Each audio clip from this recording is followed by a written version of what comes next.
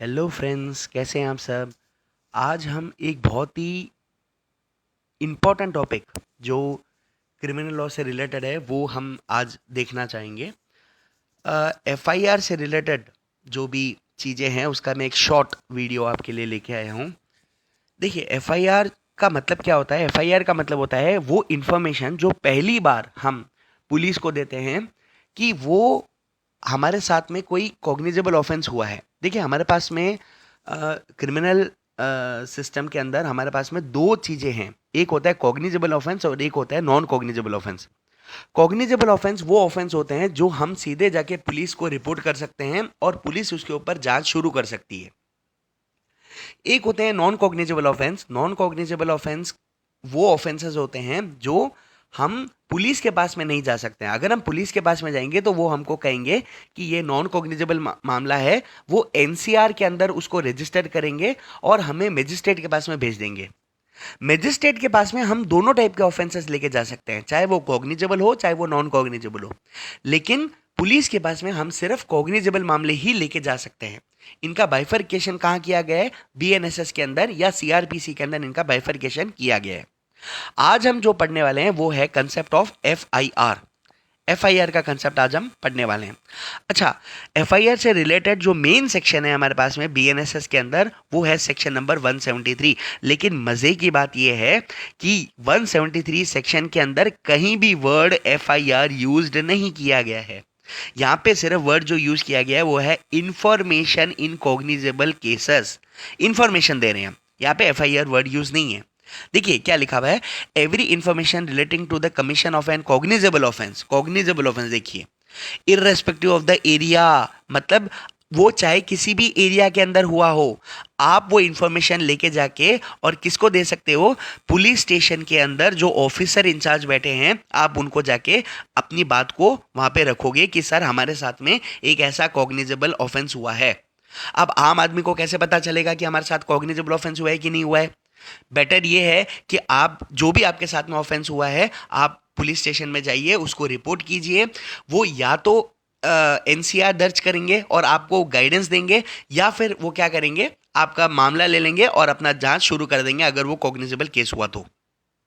ठीक है, तो पहले पॉइंट के अंदर क्या लिखा है कि कोई भी इंफॉर्मेशन जो कॉग्निजेबल ऑफेंस के रिलेटेड है, इररेस्पेक्टिव ऑफ द एरिया, याद रखना। आप मान लीजिए कि ए नगर में रहते हैं और बी नगर के अंदर मान लो कि आपके साथ में कोई चोरी हुई है। आप बी नगर के अंदर सेफ फील नहीं करते हैं तो आप ए नगर में वापस आके और उस थाने के अंदर अपनी एफआईआर को दर्ज करा सकते हैं। वो मामला वहां पे एज अ जीरो एफआईआर लिया जाएगा। मतलब उस एफआईआर को अभी नंबर नहीं दिया जाएगा, उसको जीरो एफआईआर के तौर पे लेके फिर संबंधित थाने के अंदर उसको भेजा जाएगा, बी नगर के थाने में भेजा जाएगा। और वहां से जो है ऑफिसर, उसकी इन्वेस्टिगेशन ऑफिसर वहां पे लगेंगे और वो अपनी जांच को शुरू करेंगे। ठीक है, फिर उसके बाद में अब देखो, एक आम आदमी जाके कैसे दे सकता है अपनी अपनी कंप्लेन को, अपनी मतलब एफआईआर को कैसे दे सकता है? देखो, एक तो दे सकता है वो ओरली, है ना भाई। वो अगर पढ़ना लिखना नहीं जानता होगा या वो मान लो सदमे में होगा तो क्या करेगा? ओरली जाके अपनी बात को बताएगा, या फिर वो राइटिंग के अंदर बताएगा, है ना। अगर वो राइटिंग के अंदर बताता है तब तो एसएचओ साहब जो उसके हैं, मतलब जो ऑफिसर इंचार्ज हैं, वो उसको ले लेंगे। और अगर ओरली ओरली वो जाके बता रहा है कि मेरे साथ में ये हुआ है, तो वो कहेंगे ठीक है। वो या तो उस इंसान को कह सकते हैं कि भाई आप इसको राइटिंग में दे दो, या फिर वो क्या करेंगे, वो खुद राइटिंग में लिखेंगे, ये उनकी ड्यूटी है, वो उसको पेपर के अंदर उतारेंगे। या अपने डायरेक्शन पे वो किसी और को कह सकते हैं कि भाई, जैसे मान लो कि उनका कोई सबॉर्डिनेट वहां पे खड़ा है, उसको कह सकते हैं कि भाई ये साहब जो कह रहे हैं, ये विक्टिम है, ये जो कह रहे हैं वो आप एक पेपर पे लिखिए। उसके बाद में जो इन्फॉर्मेंट है वो उसको साइन करेगा। अच्छा, एक और बात मैं आपको यहाँ पे क्लैरिटी देना चाहता हूँ कि क्रिमिनल जस्टिस सिस्टम के अंदर जब हम एफआईआर दर्ज करवाने के लिए जा रहे हैं तो वहां पे वर्ड विक्टिम नहीं लिखा है। ठीक है, वहां पे वर्ड लिखा है इन्फॉर्मेंट। इन्फॉर्मेंट वर्ड यूज किया गया, देखो यहाँ पे इन्फॉर्मेंट वर्ड यूज किया गया है। इन्फॉर्मेंट का मतलब क्या होता है कि ऐसा कोई भी इंसान जो उस घटना के बारे में जानता है, वो जाके इंफॉर्मेशन दे सकता है। वो जाके इंफॉर्मेशन दे सकता है। जरूरी नहीं है कि जो विक्टिम है वही देगा, लेकिन जो सिविल जस्टिस सिस्टम है ना, जो सिविल मामले चलते हैं, वहां पे जिस इंसान के राइट्स खराब हुए हैं वही इंसान जाता है। जैसा आपने मान लो मेरे प्लॉट पे कब्जा कर लिया, तो मैं ही आके मतलब मजिस्ट्रेट साहब के सामने, है ना, मतलब वो बात को रखूंगा, सॉरी जज साहब के सामने वो बात को रखूंगा। ऐसा नहीं हो सकता है कि मैं किसी और को भेज रहा हूं। मतलब कोई और इंसान वो सूचना देने के लिए नहीं आ सकता है। लेकिन जो सिविल जस्टिस सिस्टम से उलट कैसे है क्रिमिनल जस्टिस सिस्टम, यहाँ पे कोई भी इंसान आके इंफॉर्मेशन दे सकता है। जैसे मान लो कि मैं विक्टिम हूं तो मैं जाके इंफॉर्मेशन दे रहा हूं, मान लो कि मेरा कोई भाई है वो जाके पुलिस थाने के अंदर इंफॉर्मेशन दे सकता है, कोई पड़ोसी है वो जाके दे सकता है इन्फॉर्मेशन कि भाई हमने देखा 2 जने आए थे उन्होंने ऐसा ऐसा किया, ठीक है ना, ऐसे ले जाके इन्फॉर्मेशन दे सकता है कोई भी इंसान। इसीलिए यहाँ पे वर्ड इन्फॉर्मेंट यूज किया गया है, विक्टिम वर्ड यूज नहीं किया गया है, ठीक है ना। तो अगर ओरली है तो हमने देखा, रिटर्न में है तो हमने देखा, और अब एक नया कंसेप्ट है कि इलेक्ट्रॉनिक कम्युनिकेशन से भी आप चीजों को भेज सकते हैं। जैसे मान लो आपने ईमेल भेज दी थाने के अंदर, है ना, थाने के अंदर आपने ईमेल भेज दी, और अब वो ईमेल भी एज ए एफआईआर कंसीडर होगी अगर आप 3 दिनों के अंदर जाके और वो एप्लीकेशन जो भी आपने भेजा है एफआईआर की, जो वो पेपर भेजा है आपने, उसको जाके आप साइन करके आ जाते हो, तो भी इसे एक valid FIR, information related to cognizable offence माना जाएगा, ठीक है। और जो पुलिस ऑफिसर हैं वो उसको एक्सेप्ट करेंगे, इस पूरे तामझाम को एक्सेप्ट करेंगे, और क्या करेंगे, वो एक बुक होगी उनके पास में जो स्टेट गवर्नमेंट ने दी है, उसको क्या बोलते हैं, एफआईआर बुक बोलते हैं, एफआईआर रजिस्टर बोलते हैं, उसमें वो क्या करेंगे, दर्ज कर देंगे और अपनी जांच को शुरू कर देंगे। अब हमारे पास में देखो एक बहुत इंपॉर्टेंट प्रोविजो आया है, यहाँ पे बोला गया है कि वुमन से रिलेटेड मान लो कोई भी ऑफेंस होता है, देखो ये वाला जो यहाँ तक है प्रोविजो, वुमन रिलेटेड अगर कोई भी ऑफेंसेस होते हैं तो उसमें वुमन पुलिस ऑफिसर या फिर वुमन ऑफिसर कोई भी वहां पे जो है वो उस ऑफेंस को रिकॉर्ड करेगी। क्योंकि देखिए वुमन अगर विक्टिम है तो वुमन वुमन के सामने जो है वो कंफर्टेबल होगी अपनी बात को बताने में, तो वुमन पुलिस ऑफिसर या वुमन ऑफिसर वहां पे जो है थाने के अंदर वो इंफॉर्मेशन को रिकॉर्ड करेंगे, एफआईआर को लिखेंगी, ठीक है। अब अगला जो प्रोविजो है ये भी बहुत इंपॉर्टेंट है, ये बात करता है डिसेबल्ड या स्पेशली एबल्ड लोगों के लिए बात करता है। देखिए मान लीजिए कि कोई ऐसी घटना हुई है, कोई ऐसा क्राइम हुआ है जहाँ पे जो विक्टिम है वो या तो मेंटली या फिजिकली या टेम्परेरी या परमानेंटली, है ना, वो डिसेबल हो गए हैं, फिजिकली या मेंटली, परमानेंटली या टेम्परेरी वो डिसेबल हो गए हैं, और अब वो इंफॉर्मेशन देना चाह रहे हैं। तो देखो अब ये कहाँ हो सकता है, पुलिस वाला जो है वो जाके एफआईआर लेगा, ठीक है ना। पहली बात तो ये है पुलिस वाला है उसको जाके उस जगह पे जाके जहाँ पे वो कंफर्टेबल है वहां जाके एफआईआर को रिकॉर्ड करना पड़ेगा। वो कहाँ हो सकता है, या तो जो विक्टिम है उसका रेजिडेंस भी हो सकता है या कोई और कन्वीनियंट प्लेस भी हो सकता है। जैसे मान लो कि वो किसी एनजीओ के अंदर बैठे हैं अभी, या मान लो वो हॉस्पिटल के अंदर है, कोई क्लिनिक के अंदर है, तो कन्वीनियंट प्लेस वहां पे जाके वो उसका मतलब एफआईआर की कॉपी लेंगे उनसे। और याद रखना in presence of interpreter and special educator, अगर मान लो विक्टिम जो है वो इशारों से बात कर रहे हैं या इशारों से कोई वो बातें कर रहे हैं या वो बोल नहीं पा रहे हैं, तो वो क्या है कि इंटरप्रिटेटर या फिर स्पेशल एजुकेटर की भी मदद ली जा सकती है कि भाई ये समझ में आए कि वो क्या बोलना चाह रहे हैं, है ना, किसने उसके साथ ये किया है, ये सब वो बताने के लिए, ठीक है। अब ये इंपॉर्टेंट बात है कि इसको वीडियोग्राफ भी किया जाएगा ताकि बाद में हम उस चीज को वापस से भी देख सकें, हमारे पास में एक डेटा आ जाए कि भाई उस दिन इस विक्टिम ने क्या बोला था। क्योंकि देखिए वो बोल नहीं पा रहे हैं, इशारों से बोल रहे हैं, तो हमारे पास में वो रिकॉर्ड होना चाहिए कि भाई उस दिन उन्होंने क्या इशारा किया था, कैसे उन्होंने इशारा किया था, जिस वजह से हमने ये केस को एफआईआर को दर्ज किया है, ठीक है ना। और ये भी बहुत जरूरी है कि ऐसे इंसान का मजिस्ट्रेट के सामने, मजिस्ट्रेट साहब के सामने 183 के तहत बयान भी दर्ज हो जाएगा। ये बयान दर्ज होने से क्या होगा कि एक हमारे पास में एक मतलब एक ठोस सबूत आ जाएगा हमारे पास में, है ना। पुलिस के सामने दिया गया बयान से ज्यादा बेहतर बयान जो होता है वो मजिस्ट्रेट साहब के सामने दिया गया बयान होता है।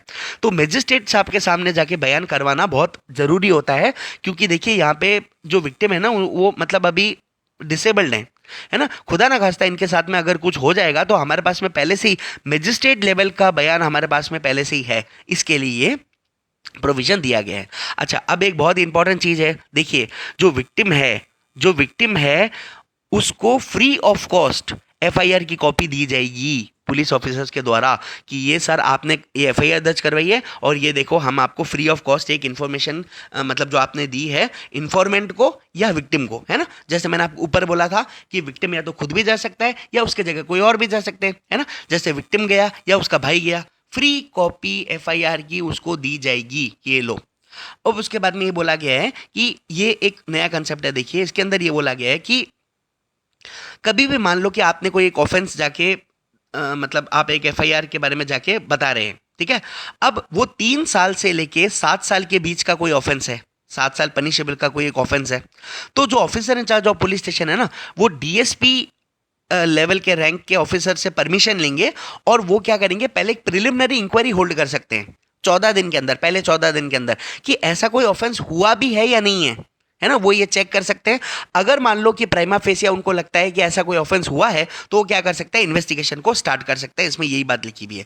और फोर्थ बहुत इंपॉर्टेंट बात है, ये सिर्फ लॉ स्टूडेंट्स के लिए ही नहीं है, ये हर एक इंसान के लिए है, क्योंकि हर एक इंसान कहीं ना कहीं इससे पीड़ित होता है। वो ये है कि अगर मान लीजिए कि आप थाने के अंदर गए और वहाँ पे आपकी एफआईआर नहीं दर्ज की गई, तो आपके पास में, वैसे तो देखिए थाने वाले बहुत कोऑपरेटिव होते हैं, आजकल पुलिस जो है वो बहुत अच्छी है, पुलिस जो है वो एफआईआर को तुरंत रजिस्टर करती है। लेकिन अगर मान लो कि कुछ कारणवश है आपकी एफआईआर दर्ज नहीं हो रही है, तो आप क्या करोगे, आप एक राइटिंग के अंदर पोस्ट के द्वारा आप सेंड करोगे, किसको, एसपी साहब को, सुप्रिटेंडेंट ऑफ पुलिस को आप क्या करोगे, पोस्ट के द्वारा आप राइटिंग के अंदर एक लेटर भेजोगे कि सर इस तारीख को मेरे साथ में घटना हुई थी, मैं थाने में गया हूं, थाने में मेरी एफआईआर दर्ज नहीं की गई है, एसपी साहब के पास आप ये लेटर मैं आपको भेज रहा हूं, आप कृपया करके इसके अंदर मतलब एफआईआर दर्ज करने के आदेश दीजिए।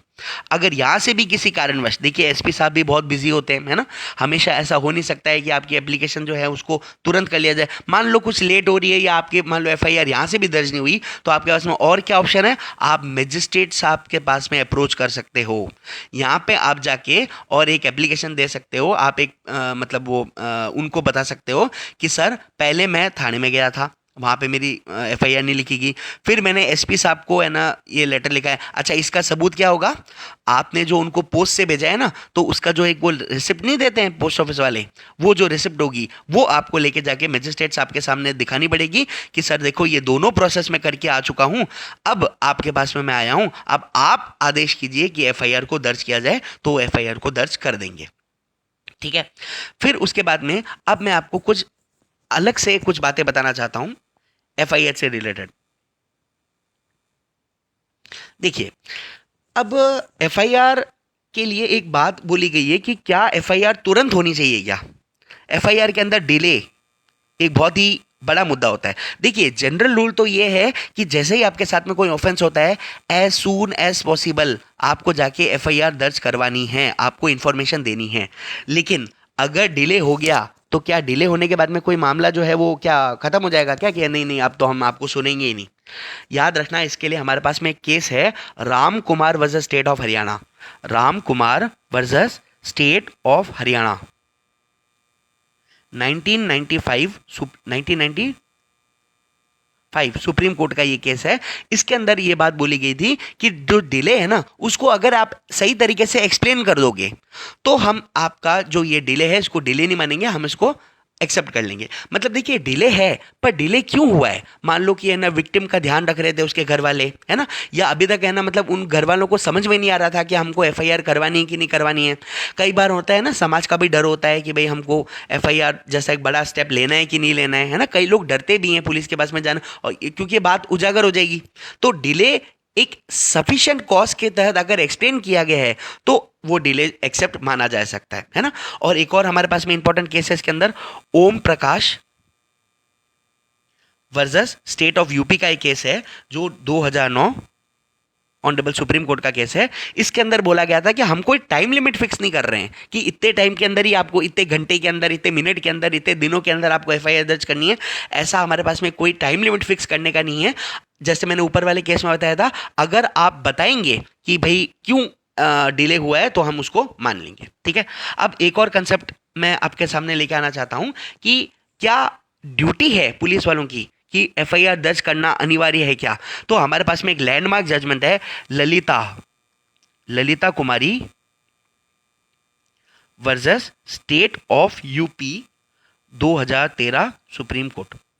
इस केस के अंदर एक बहुत ही इंपॉर्टेंट बात बोली गई है, वो ये है कि जैसे ही पुलिस के सामने एक कॉग्निजेबल ऑफेंस की इंफॉर्मेशन आएगी, उनकी ड्यूटी बन जाएगी कि वो क्या करेंगे, वो रजिस्टर करेंगे एफआईआर। ये पुलिस की ड्यूटी है, शैल वर्ड यूज किया गया है कि ये आपकी ड्यूटी है कि आप एफआईआर दर्ज करेंगे ही करेंगे। लेकिन देखिए, कुछ मामले ऐसे होते हैं जो एफआईआर दर्ज मतलब करने से पहले एक इंक्वायरी भी हो सकती है। जैसे मान लो मैट्रिमोनी के मामले हो गए, है ना, जैसे हस्बैंड वाइफ के बीच में कई बार ऐसी बातें हो जाती हैं, वो जोश जोश में तुरंत जाके एफआईआर दर्ज करवा देते हैं, फिर मामले और खराब हो जाते हैं। तो यहाँ पे बोला गया है कि अगर कोई मैट्रिमोनी का मामला है, मैट्रिमोनी का मामला है, या कोई कमर्शियल ट्रांजेक्शन है, मतलब कोई लेन देन है, आपने मुझसे पैसे लिए थे, माल लिया था, अब उसके अंदर लोग क्या करते हैं, जोश जोश में तुरंत जाके एफआईआर करा देते हैं, लेकिन होता कुछ भी नहीं है ना, दुश्मनी निकालने के लिए। और कोई मान लो मेडिकल नेग्लिजेंस, कोई मेडिकल का मामला है, मेडिकल नेग्लिजेंस का मामला है, या फिर मान लो कि कोई करप्शन का मामला है, तो ऐसे मामलों के अंदर ये कह रहे हैं कि आप पहले क्या करो, पहले एक प्रिलिमिनरी जांच कर लो कि ऐसा कोई मामला प्राइमा फेसिया हुआ भी है या नहीं है। अगर हुआ है तो ठीक है, आप एफआईआर दर्ज कर दो। उसके बाद में क्या होगा, वो मामला जो है वो ट्रायल के अंदर आएगा। अगर सबूत होंगे तो सजा हो जाएगी, सबूत नहीं होंगे तो सजा नहीं होगी। ये भी एक बात है, ठीक है। अब एक इंपॉर्टेंट केस है हमारे पास में, जो है मधुबाला वर्सेस सुरेश। मधुबाला वर्सेस सुरेश, ये 1997 सुप्रीम कोर्ट का केस है। इसके अंदर पुलिस ने बोला था कि भाई हमने ये जो मामला है, ये रोज नामचा के अंदर हमने, रोज नामचा क्या होता है, एक जनरल डायरी होती है। इसके अंदर पुलिस जो होती है वो हर चीज को लिखती है जो भी उनके थाने के अंदर हुआ था। आज 4 जने लड़ते हुए आए थे, फिर हमने उनको समझाया, ये मतलब हर चीज। हम आज छापा मारने के लिए जाने वाले थे, लेकिन अचानक हमको सूचना मिली कि छापा हमें दूसरी जगह मारना है। मतलब हर चीज वो रोज नामचा के अंदर लिखते हैं। रोज नामचा के अंदर उन्होंने उस बात को लिख दिया था, लेकिन एफआईआर रजिस्टर के अंदर उन्होंने वो बात को नहीं लिखा। तो ऑनरेबल सुप्रीम कोर्ट ने हेल्ड किया कि अगर कोई एफआईआर आपके पास में आती है तो आपको एफआईआर को लेके उसको एक्सेप्ट करना है और आपको उसको एफआईआर रजिस्टर के अंदर ही लिखना है। रोज नामचा के अंदर लिख दिया एक बार, ऐसा नहीं हो सकता, ये नहीं हो सकता, ठीक है। फिर एक और इंपॉर्टेंट कंसेप्ट है हमारे पास में कि एफआईआर के अंदर क्या क्या इंफॉर्मेशन होनी चाहिए। एफआईआर के अंदर क्या क्या इंफॉर्मेशन होनी चाहिए। एफआईआर के अंदर आप मुख्य मुख्य बातें बता दोगे, बस आप मुख्य मुख्य बातें बता दो कि एफआईआर के अंदर कि ये मेरे साथ में हुआ है। जरूरी नहीं है कि वो पूरा एनसाइक्लोपीडिया हो गया। जैसे मान लो कि मेरे पास में कार आके रुकी, अंदर से 3 जने निकले और उन्होंने मेरी अंगूठी चुरा ली। अब मैं पुलिस के पास जाके बोल रहा हूँ, पुलिस वालों ने बोला भाई कौन सी शर्ट पहनी हुई थी, अब मुझे याद नहीं है। तो ऐसा नहीं है कि मेरी एफआईआर फॉल्स हो गई, खराब हो गई। एक केस है हमारे पास में, Raja versus state of Uttarakhand, 2003 supreme court. इसके अंदर ऑनरेबल सुप्रीम कोर्ट ने यह मेंशन किया है, यह बात बोली है कि आपको मेन एस्पेक्ट जो हैं वो आपको कवर करने हैं, लेकिन जरूरी नहीं है कि आपकी एफआईआर पूरी एक एनसाइक्लोपीडिया हो जाए। सर, आगे वाले चक्के के अंदर हवा कम थी, 4 जने बैठे थे, 4 जनों में से 3 जनों ने लाल शर्ट पहनी थी, एक जना खुजली कर रहा था, एक जने का चश्मा पहना था। इतना डिटेल आपको लिखने की आवश्यकता नहीं है। अगर आप नहीं भी, यार वो इंसान विक्टिम है, उसके साथ में कुछ गलत हो रहा है, वो इतना सब कुछ याद करके थोड़ी आएगा। तो ये कोई जरूरी नहीं है कि आपको सब कुछ एकदम सही से ही बताना। हाँ, मेन बात आपको बतानी है कि कुछ लोग आए थे, उन्होंने आपके साथ में धक्का मुक्की करी, आपको गिराया, आपको चोट पहुंचाई, आपकी चीज लेके वो फरार हो गए, आप उसके पीछे गए, अब नहीं मिले, आप पुलिस स्टेशन आ गए, बस ये बात है। अब एक बहुत ही इंपॉर्टेंट चीज है कि क्या क्रिप्टिक एफआईआर, कि क्रिप्टिक एफआईआर भी एफआईआर मानी जाएगी क्या। क्रिप्टिक एफआईआर का मतलब क्या होता है। क्रिप्टिक एफआईआर का मतलब ये होता है कि एक ऐसी मतलब सूचना जो पुलिस को दी गई है कि आप तुरंत यहां आ जाओ, आप ए नगर के अंदर आ जाइए, यहां पे खून हुआ है। भाई तुम कौन बोल रहे हो, तुम्हारा शुभ चिंतक, और फोन रख दिया। ऐसी एफआईआर जिसके अंदर पूरी जानकारी नहीं दी गई है, सिर्फ इतना सा बोला गया है, एक पुलिस को एक हिंट दी गई है कि आप यहाँ आइए, यहाँ आके और देखिए यहाँ पे एक ऑफेंस हो रहा है, क्या ये एफआईआर मानी जाएगी क्या। नहीं, ये एक एफआईआर नहीं मानी जाएगी। इसके लिए हमारे पास में एक केस है, सोना भाई वर्सेस स्टेट ऑफ गुजरात। ये केस है हमारे पास में 1975 का, ऑनरेबल सुप्रीम कोर्ट का ये केस है। इसके अंदर ही हेल्ड किया गया था कि ये एक एफआईआर नहीं मानी जाएगी, ये सिर्फ और सिर्फ क्या है, एक इंफॉर्मेशन है टू पुलिस, बस ये इतना ही माना जाएगा, इससे ज्यादा इसको नहीं माना जाएगा। ये कुछ मेन बातें थी एफआईआर से रिलेटेड जो हमने आज कवर करी हैं, और आशा करता हूं कि ये देखने के बाद में आपका एफआईआर से रिलेटेड कुछ डाउट जो है वो क्लियर हो गया होगा। Thank you. देखते रहिए मेरे चैनल को और मेरे वीडियोस को लाइक कीजिए, सब्सक्राइब कीजिए और शेयर कीजिए। Thank you.